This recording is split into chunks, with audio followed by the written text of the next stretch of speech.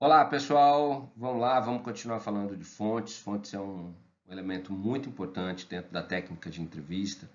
Na verdade, a gente só faz entrevista com fontes. E a gente precisa então entender, né, o que é uma fonte. A gente já viu que fonte é toda pessoa, documento ou instituição que presta informações a um repórter. A gente viu também que a fonte ela é, ela tem uma tendência a ser subjetiva, não no sentido mais pejorativo da questão. A tendência dela ser pejorativa é porque ela age conforme o contexto, conforme a memória dela, e muitas vezes até de acordo com as manipulações que ela deseja, né? Então, a gente tem que tratar as fontes com muito respeito, muito cuidado, com muita clareza, né? Como a gente viu nas máximas do Paul Grice, lá, se você não lembra das máximas do Paul Grice, veja a aula sobre fontes e subjetividade. A gente tem que ser honesto, a gente tem que ser relevante, a gente tem que ter qualidade e quantidade, né, para poder lidar com as fontes da melhor maneira possível. Quando a gente faz isso, a gente ganha a confiança da fonte. Se a fonte entende que eu estou bem intencionado, ela também age com uma boa intenção. Hoje nós vamos compreender quais são os tipos de fonte mais comuns, né? Ou seja, que tipo de fonte que é esse que eu encontro. A gente está falando aqui especialmente agora não de instituições nem de documentos, mas especialmente de pessoas, né? E essas fontes, que são as fontes humanas, né? Fontes pessoais, elas podem ser classificadas de acordo com algumas particularidades. É o que nós vamos ver hoje. Vamos ver também alguns segredos importantes sobre as fontes, beleza? Vamos nessa então, gente. Bom, os tipos de fonte que nós mais conseguimos, na verdade, classificar, né, são essas daqui. Uma classificação que foi feita pelo professor Nilson Lage, num texto chamado Fontes e Fontes, do livro A Entrevista, Reportagem Técnica, que ele lançou já em 2004 e que até hoje é um dos livros mais importantes que a gente tem de técnicas jornalísticas. O professor Nilson Lage é um professor da Universidade Federal de Santa Catarina e vocês conhecem o professor Nilson Lage do texto Entrevistados e Entrevistas, ou Entrevista e Entrevistados, alguma coisa assim. Bom, segundo o professor Nilson Lage, e isso tem uma relação direta com a prática também, isso não é só uma questão teórica, os tipos de fontes são esses daqui: oficial, oficiosa, testemunhal, independente, primária e secundária. Veja só. Oficial são as fontes que que garantem a informação que elas estão te dando. Elas aceitam dar seu nome, né, o nome dela, para referendar a informação. E elas possuem também provas, possuem documentos, elas possuem confirmações contundentes e certeiras daquilo que elas falam. Então, uma fonte oficial é toda pessoa que você entrevista e ela tem propriedade para poder falar daquilo que ela está dando na entrevista. Isso significa que qualquer pessoa que você entreviste e que tenha segurança, tenha prova de tudo que está falando, é uma fonte oficial. Quando eu falo oficial, eu não estou falando só de autoridade, então, né? Então, por exemplo, fonte oficial o prefeito? Sim, se ele estiver falando algo sobre a alçada dele, é uma fonte oficial. É fonte oficial o vereador? Sim. O governador? Sim. O policial militar? Sim. O delegado? Sim. Mas é fonte oficial também o farmacêutico, é fonte oficial também o porteiro, é fonte oficial também o professor. Ou seja, desde que eles deem a informação e aceitem colocar o seu nome, o nome deles, como um nome para referendar aquela informação e, se for necessário apresentar provas, é uma fonte oficial. No jornalismo, trabalhamos primeiramente com a nossa fonte oficial, é aquela fonte que nos dá a garantia da informação. E aí, eu queria que vocês descessem também, porque essa fonte oficial muitas vezes pode ser chamada de fonte primária, né? Essa fonte primária, então, é a fonte que eu estou indo na certeza de que ela me dá uma informação correta, ok? Fonte oficial, guardou? Beleza. Fonte oficiosa. Essa fonte oficiosa é o contrário do oficial no sentido de aparecer na matéria. A fonte oficiosa não aparece. A fonte oficiosa normalmente só me dá sugestões. Ela me dá informações importantes que eu vou ter que confirmar com as fontes oficiais. Então, essas fontes oficiosas, elas servem muito mais para que eu possa ter conhecimento de algumas situações, ter conhecimento de alguns detalhes da investigação jornalística, que eu possa, na verdade, fazer um tipo de construção, na verdade, de pensamento em cima de uma informação que não está oficialmente apresentada.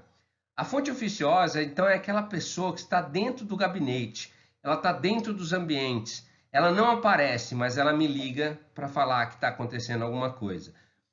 A gente não gosta de falar que é o X9, né? Porque é um termo muito pejorativo. E nem a fonte oficiosa vai funcionar como sendo um cagueta.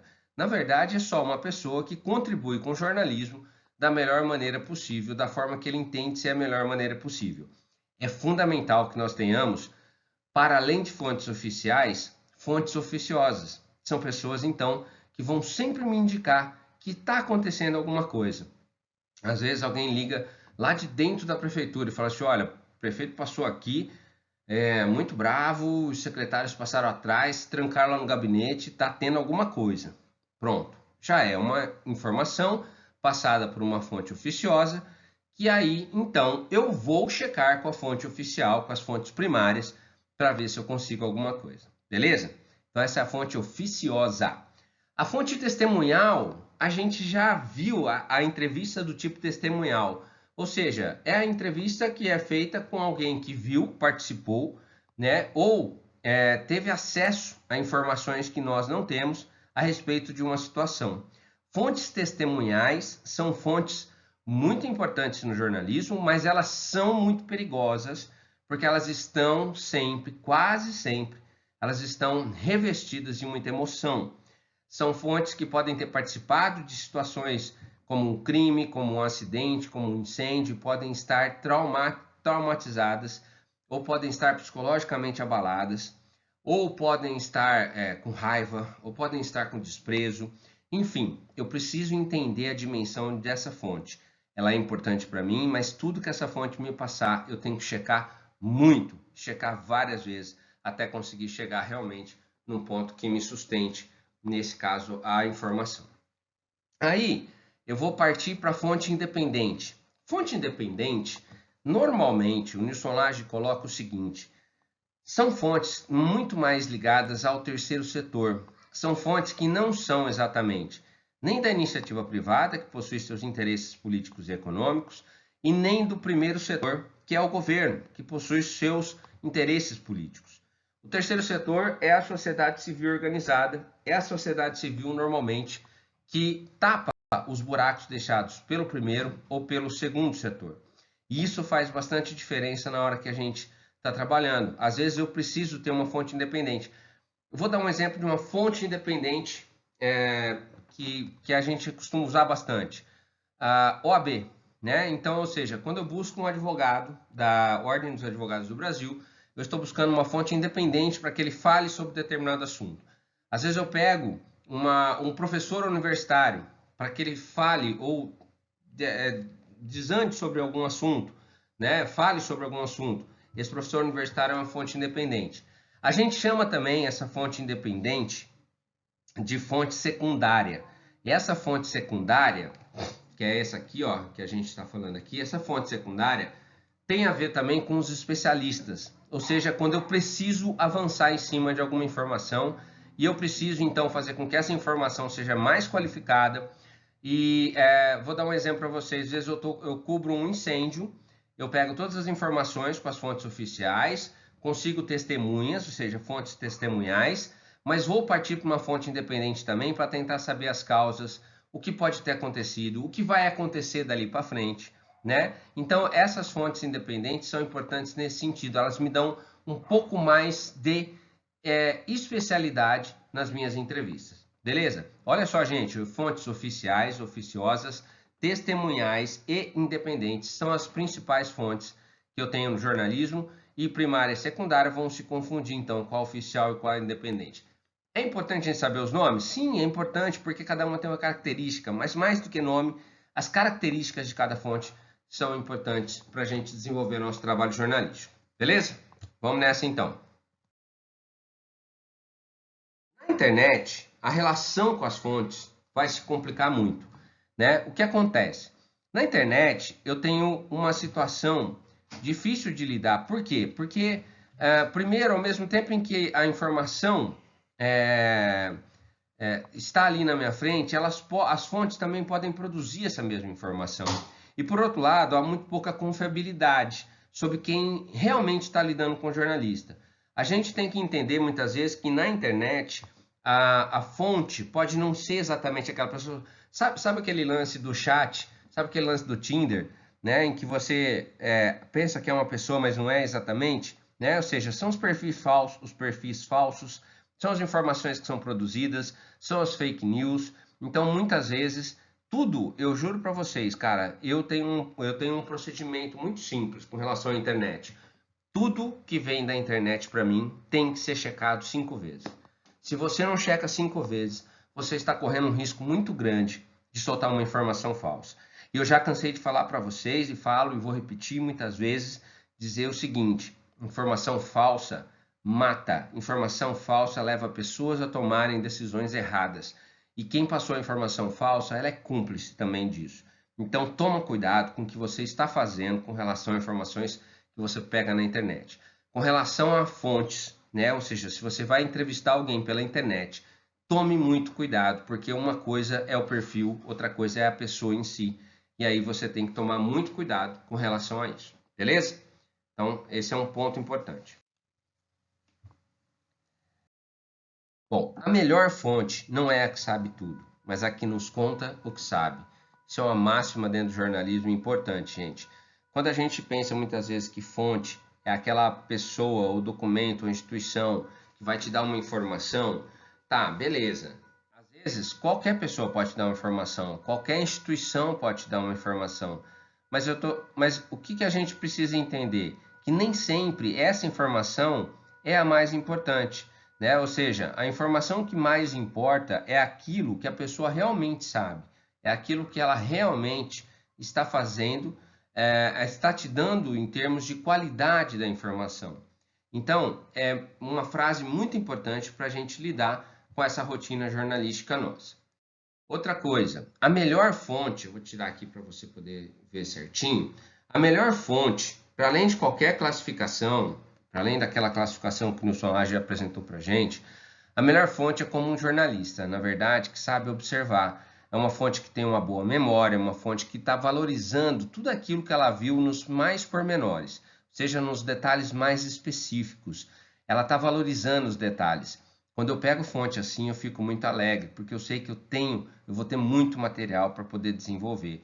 Um simples funcionário da prefeitura, por exemplo, pode ser uma fonte melhor do que o próprio prefeito ou de seus secretários. E veja, um simples funcionário da prefeitura, ele pode não ser a fonte oficial, ele pode ser a fonte oficiosa. E ele vai me dar muito mais informação para além daquilo que aconteceu. E eu vou depois checar com as fontes oficiais.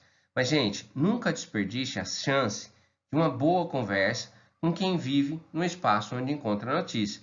Se você está numa prefeitura, se você está numa Câmara de Vereadores, você está numa delegacia, você está numa universidade, onde quer que você esteja fazendo a sua matéria, sempre ouça as pessoas que estão ali, as que vivem ali, as que trabalham ali. Cara, você imagina que uma confusão num postinho de saúde, por exemplo, ela vai ser importante você ouvir a fonte oficial, vai ser importante você ouvir a fonte testemunhal, mas, mano, tem uma testemunha ali que pode ser muito legal. Por exemplo, o porteiro, ou, por exemplo, o segurança, né? Ou, por exemplo, aquele senhor que está desde manhã lá esperando para ser atendido e viu tudo acontecer.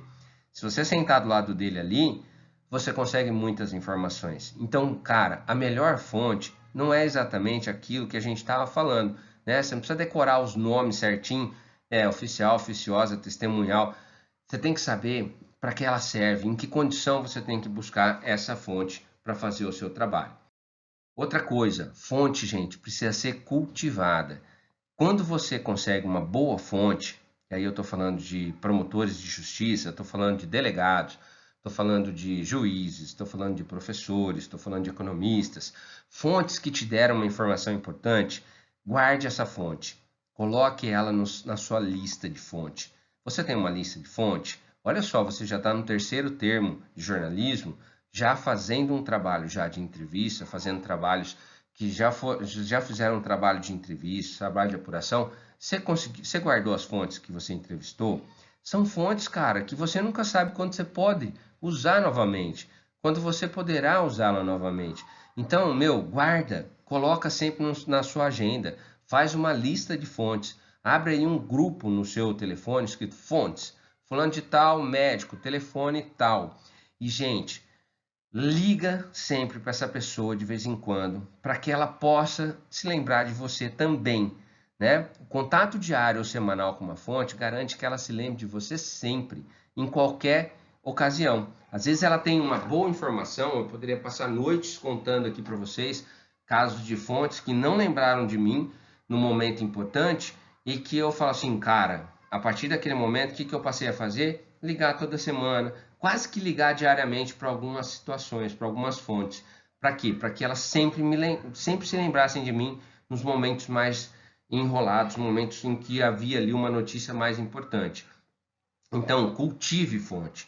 Se o policial militar te ligar de madrugada para avisar que eles pegaram, sei lá, 2 quilos de maconha, atenda o cara, né? Pode não ser a matéria da sua vida, mas na semana que vem ele pode apreender 2 toneladas de maconha e aí sim pode ser uma matéria legal para você.